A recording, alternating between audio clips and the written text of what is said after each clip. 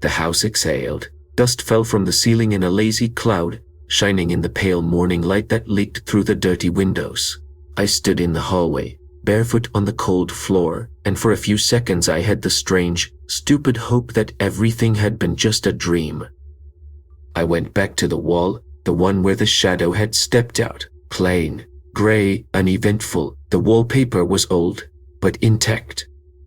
I laid my palm against it. It was cold, not the normal cold of stone or plaster. A deeper kind of cold, the kind that belongs to places where sunlight never really exists. Somewhere behind that wall something moved. Not loud, not obvious, just a shift, like someone turning in their sleep. "I know you, Ray, there," I said quietly. "I know you, Ray, real." No answer, only the feeling that the house was listening. The day passed in strange fragments. I made coffee. I forgot to drink it. I sat at the table with the old newspaper about Mira Savelyeva and reread the same paragraph over and over again. Local librarian Mira Savelyeva disappeared from her home on the outskirts of Veresk on the night of November 12, 1984. No signs of struggle were found. Doors and windows were locked from the inside. A locked house, a missing woman, an empty wall that isn't empty at all. Every few minutes I thought I heard it again, the soft, patient knock. Never loud, never demanding, just waiting. By evening, I forced myself to go outside. The air felt cleaner there, less heavy, but even on the street, if I listened carefully enough, I could almost hear the house breathing behind me. On the corner of the street, near the leaning fence, an old woman was standing. I had seen her before, somewhere in town, but never this close. "You went inside," she said, without greeting, "the house at the end of the road.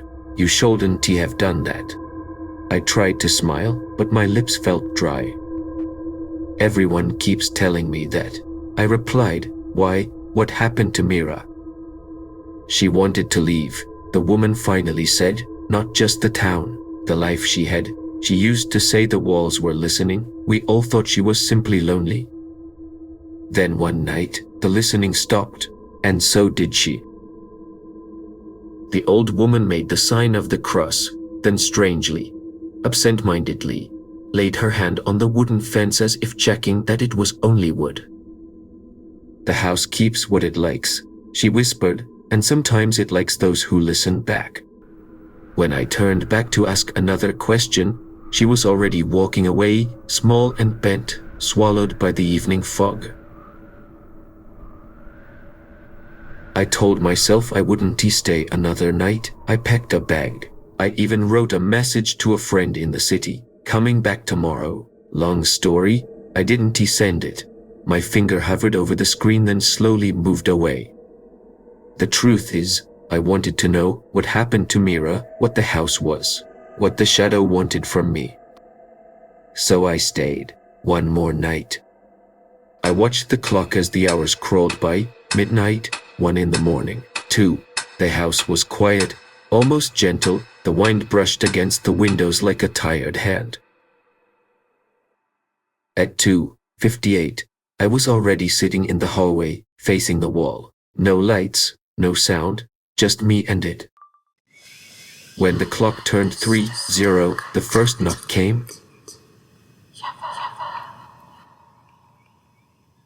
Not a series, not 3 like before, just one, heavy, certain. Then another. And a third. The floor vibrated under me, ever so slightly, like the heartbeat of something enormous, buried deep below. "I am here," I whispered. The sound that followed wasn't quite a voice, not yet. It was more like a breath forming shapes, as if the air itself was trying to remember how to speak. "Aleksei." It knew my name. "You stayed," it said slowly. "Good." "Who are you?" My voice shook, but I didn't look away from the wall. "Are you Mira?" "Mira is inside," it answered, "but the house is older than her. Older than you, older than all of you." The words didn't sound like they were coming from a throat. They sounded like they were sliding through the cracks in the bricks. What do you want from me? You heard me, it said. You listened. That is enough. Behind the wallpaper, something dragged itself upward, slowly, clumsily, as if unused to having weight. The outline of a hand pressed against the wall, then another, higher up, as if an invisible body was leaning forward from the other side. I showed her the way out. The shadow whispered, I can show you too. What did it cost her? Everything she wanted to leave behind, it said, everything you want to forget. Images flickered behind my eyes, the city I'd left, the arguments, the tired face of my ex-wife in the light of the kitchen, her last message I'd never replied to. The house eats what you throw away, it said, loneliness, regret, guilt, you bring it, it keeps it, and in return you don't have to carry it anymore.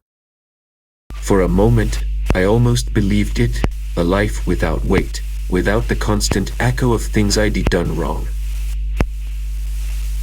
But then I remembered Mira and the empty line in the newspaper where her life should have continued. If you take it all from me, I asked, what will be left? Only the part that belongs to the house.